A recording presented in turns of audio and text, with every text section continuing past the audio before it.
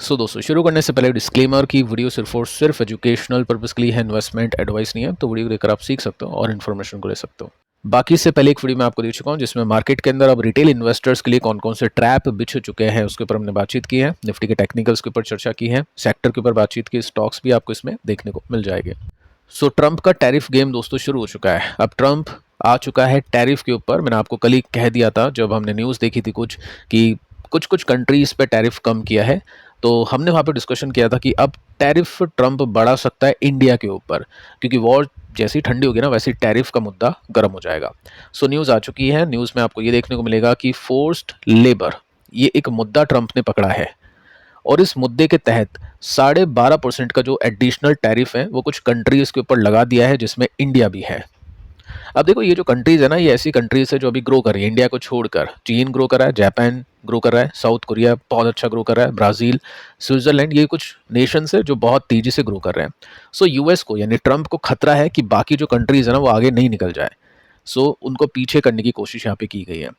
अब जबकि US trade team अभी दिल्ली में है, नेगोशिएशन चल रहे हैं, स्टिल ट्रंप ने अनाउंस कर दिया है कि आपको 12.5% का एडिशनल टैरिफ पे करना पड़ेगा। आगे चलते हैं। यहाँ पे कुछ ऐसी कंट्रीज़ पे आपको देखने को मिलेगी जो 10% के टैरिफ के अंदर आ चुकी हैं, जिसमें यूके है, ताइवान है, मैक्सिको है, कनाडा है। लेकिन इंडिया और चीन, जापान, ये कुछ कंट्रीज़ है जहाँ पे 12.5% का एडिशनल टैरिफ पे करना पड़ेगा। अब देखिए पॉइंट क्या है, ये जो टैरिफ है ना ये ट्रंप लगा रहा है अंडर सेक्शन 301। 301 याद होगा आपको, अगर आप वीडियोस देख रहे हो कंटिन्यूसली तो आपको मैंने बताया था कि टैरिफ जिस तरह से 50% लगा दिया था, यूएस के सुप्रीम कोर्ट ने उसको इलीगल बता दिया कि ये तो गलत है, इतना टैरिफ लग ही नहीं सकता। ट्रंप के पास में यानी प्रेसिडेंट के पास में ये पावर नहीं है। ये पावर इमरजेंसी सिचुएशंस के लिए होती है, और वो भी ऐसी सिचुएशन जिसमें वाकई में कंट्री को खतरा है बाकी कंट्रियों से। बट यहाँ पे ऐसा कुछ था नहीं। यूएस ने उसको लीगल कर दिया और कुछ कुछ रिफंड्स भी दिए थे बिलियन ऑफ डॉलर्स के अंदर। ट्रंप ने क्या कहा कि मेरे पास में प्लान बी है। प्लान बी क्या है? सेक्शन 301। अब ये सेक्शन ट्रंप को पावर देता है कि छोटे छोटे छोटे करके मल्टीपल टैरिफ ट्रंप लगा सकता है। ट्रंप के जो एडवाइज़र है, जो लीगल एडवाइज़र है, वो इनको लूप होल प्रोवाइड कर रहे हैं कि हम इस सेक्शन में ये बात यूज़ करके टैरिफ लगा सकते हैं। अब देखो फोर्स लेबर वाली बात यहाँ पे यूज़ कर दी, जिसका कोई सेंस बनता नहीं है देखा जाए तो। इसको एक बार मैं डिटेल में आपको बता देता हूँ। फोर्स लेबर क्या है? फोर्स लेबर ऐसा लेबर जो फोर्सफुली काम करता है। फोर्स लेबर यानी ऐसा लेबर जो फोर्सफुली काम करता है एक कंट्री में, मतलब जिसको ज़बरदस्ती काम करवाया जाता है, ठीक है। अब यहाँ पे ट्रंप ये नहीं कह रहा है कि इंडिया के अंदर वो फोर्स लेबर है वो यूएस को माल एक्सपोर्ट कर रहे हैं। देखो पॉइंट ये है कि फोर्स लेबर का माल हम नहीं खरीदेंगे। हम नहीं चाहते लेबर को फोर्स किया जाए, लेबर को नुकसान पहुंचाया जाए। बाकी कितने नुकसान पहुंचते हैं दुनिया में लोगों को वो अलग बात है, चलो ठीक है, ये सब एक मुद्दा है। जस्ट मैं आपको ये समझाने की कोशिश कर रहा हूँ कि 301 का जो यूज़ है ना वो इस तरह से लिया जा रहा है। और भी कुछ आपको सेगमेंट या सेक्शन के अंदर जो सब सेक्शन है वो देखने को मिलेंगे फोर्स लेबर की तरह आने वाले कुछ दिनों में। ट्रंप ये कहता है कि या तो उस कंट्री में फोर्स लेबर यूज़ किया हो, यानी इंडिया में, और इंडिया में एग्जाम्पल इंडिया का ही लेके चल रहा हूँ मैं, इंडिया में फोर्स लेबर यूज़ नहीं की है मान लो, लेकिन अगर ऐसे मटेरियल जो इंडिया के बाहर से इंडिया में आते हैं और उस कंट्री में फोर्स लेबर यूज़ किया है और वो प्रोडक्ट इंडिया में आ गए, और इंडिया जैसे मान लो एग्जाम्पल लेके चलते हैं, कपड़ा है, फोर्स लेबर करके यूज़ किया जापान में, चलो वहाँ से आते नहीं है कपड़े, एग्जाम्पल लेके चलते हैं अपन, वैसे जापान से आए कपड़े इंडिया, अब उस कपड़े से शर्ट बना दी इंडिया में और वो शर्ट यूएस को बेच दी, तो भी इंडिया के ऊपर उसको माना जाएगा कि इंडिया ने गलत किया है। ये सब चीज़ें हैं। अब इंडिया क्या कर रहा है? इंडिया कुछ नहीं कर रहा है। इंडिया यहाँ पे बातचीत कर रहा है इसको लेकर। यही कर सकते हैं हम, कितना ही माथापच्ची कर सकते हैं ऐसे व्यक्ति को लेकर जिसके पास में कई तरह के हथकंडे हैं टैरिफ लगाने के। फिलहाल वही बात है कि जब तक ट्रंप है, जब तक मार्केट के अंदर मज़ा तो नहीं है, सजा ही सजा है, लेकिन उस सजा से बचा जा सकता है कुछ ऐसी कंपनीज को देख के जहाँ पे ग्रोथ है। इसी वीडियो में अपन बातचीत करेंगे एग्जाम्पल को देखते हुए। इंडिया कंटिन्यू कर रहा है अपने डिस्कशंस को यूएस के साथ में रिगार्डिंग सेक्शन 301 इश्यूज। ये 301 इशू ही बन चुका है। अब इसके अंदर देखना कितने सारे टैरिफ लग सकते हैं, या फिर उसको लेकर भी न्यूज़ आएगी कि अब टैरिफ हटा रहा हूँ, लगा रहा हूँ, बढ़ा दूंगा, कम कर दूंगा। ये सब चीज़ें आगे चल के अपन देखने वाले हैं। मार्केट में आपको पता ही है सिचुएशन कैसी है। जब टॉप नीचे शिफ्ट करता है तो वीकनेस है, सपोर्ट बार बार टच होता है तो फिर भी वीकनेस है। सो देखते हैं कि क्या होता है मार्केट के अंदर। चांसेस काफ़ी हाई है कि मार्केट के अंदर हमको प्रेशर देखने को मिल जाए। अब देखिए दोस्तों, स्टॉक्स पे आते हैं। कुछ कंपनीज हैं, स्टॉक्स हैं जो अच्छा कर रहे हैं, जिनके फंडामेंटल अच्छे हैं, टेक्निकल अच्छे हैं, उनके ऊपर फोकस जो कर रहे हैं, अर्निंग्स हो रही है उनकी। बाकी ब्रॉडर स्केल पे तो जस्ट कोई लॉन्ग टर्म इन्वेस्टर जो 2029 के बाद तक होल्ड करना चाहता है, ट्रम्प के कार्यकाल के बाद तक, वही इन्वेस्ट करे तो अच्छी बात है, अदरवाइज प्रॉब्लम हो सकती है। सो टीएम ज्वेलरी आज भी चली है, 5% का जंप इसमें देखने को मिला है। वैल्यूएशन इसकी अब एक्सपेंड हो रही है क्योंकि नंबर्स अच्छे हैं। कल भी मैंने आपको कहा था इसके बारे में, नंबर्स अच्छे हैं। और साथ में कल हमने एक ब्रेकआउट यहाँ पे देखा। ये डे चार्ट है, डे चार्ट के अंदर आप सिंपली नोट कर सकते हैं एक ब्रेकआउट जो कल मिला, आज इसमें तेजी बनी है। बट वही बात है, ऑल टाइम हाई पे थोड़ा सा डिफिकल्ट होगा। कोशिश करिए कि ऐसे में कंपनी को पकड़े जहाँ पे नंबर्स अच्छे हैं और रिवर्सल चल रहे हैं। देखो क्या हुआ है कि अभी जो Q4 गया है ना, उसके अंदर अच्छी कंपनी या अच्छे रिजल्ट वाली कंपनी भी दो प्रकार की है, ए और बी। दोनों कंपनी के रिजल्ट अच्छे हैं। ए कंपनी वो कंपनी जो ऑलरेडी फट चुकी है, जिनका स्टॉक ऑलरेडी फट चुका है, ब्रेकआउट कर चुका है।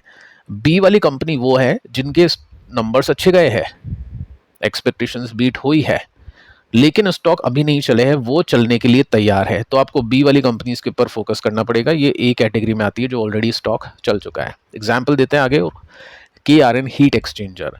देखो सर्किट में लॉक हो गया आज। एएसए में आपको बता चुका था कल, इसमें 100% डिलीवरी इसमें उठ रही है। और यहाँ पे सर्किट ओपन हुआ था, जिसने ले लिया उसने ले लिया। बाकी ये वो कंपनी है, या इस तरीके ऐसी कंपनीज आपको देखनी है। एग्जाम्पल दे रहा हूँ, ऐसा कुछ नहीं है बाय सेल आपको करना है।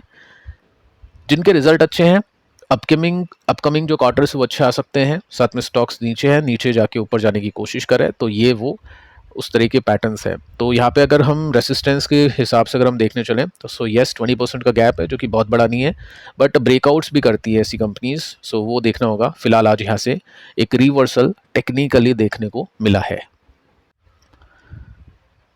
इसके बाद में दोस्तों नेक्स्ट कंपनी बालाजी एमाइंस। इसको लेकर आपके काफ़ी क्वेश्चन आ रहे हैं, काफ़ी कन्फ्यूज़न है कि क्या हो गया एकदम से 100% चल गया है, तो अपने बॉटम से तो मिस हो गया या फिर अभी भी कुछ है, चेक कर लेते हैं। 5% की तेजी आज भी इसमें बनी है। 41 का पी रेशियो इसका है।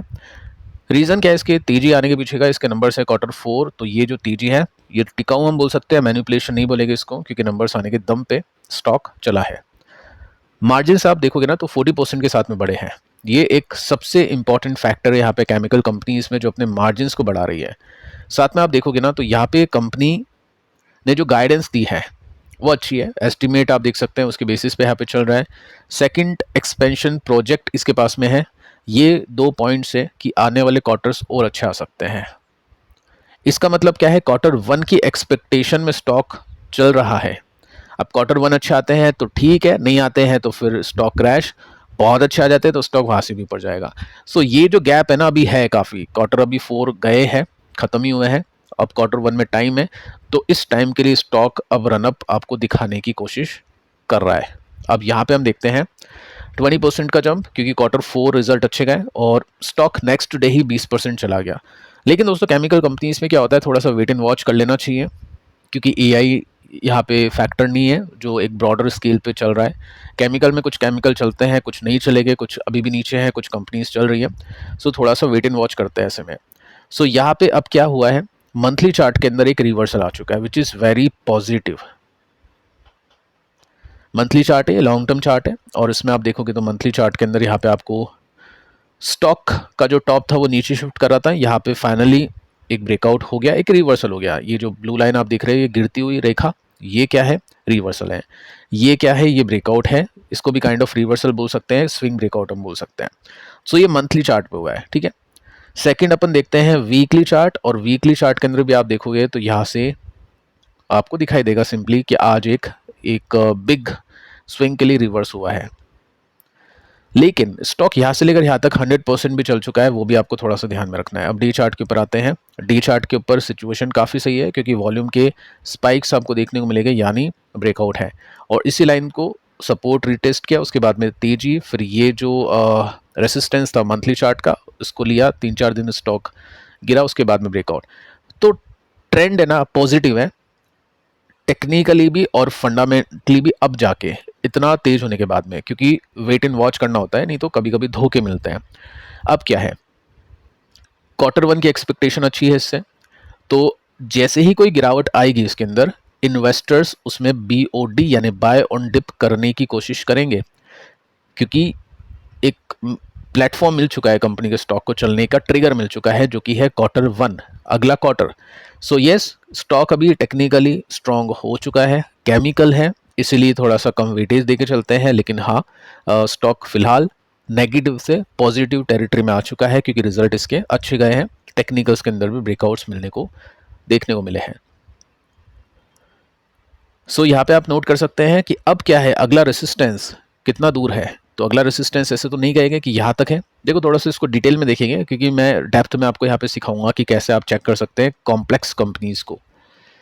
सो रेसिस्टेंस यहाँ पे है ये वाला, क्योंकि ये सपोर्ट था, फिर ये रेसिस्टेंस बना, तो रेसिस्टेंस है 25% ऊपर। तो ये एक्सपेक्टेशन अगर कोई करेगा ना क्वार्टर वन के लिए, तो वो नॉर्मल है, वो सही है। अगर आप ये एक्सपेक्टेशन कर रहे हो तो वो बेवकूफ़ी है। क्यों है उसको भी देख लेते हैं। हुआ क्या है दोस्तों कि यहाँ पे जो इस कंपनी का पैट है, ये साल का पैट है 2017, 18, 19, 20, तो ये स्टॉक पहुंचा था 418 तक, सॉरी ये जो कंपनी का प्रॉफिट है 418 करोड़ तक पहुंच गया था।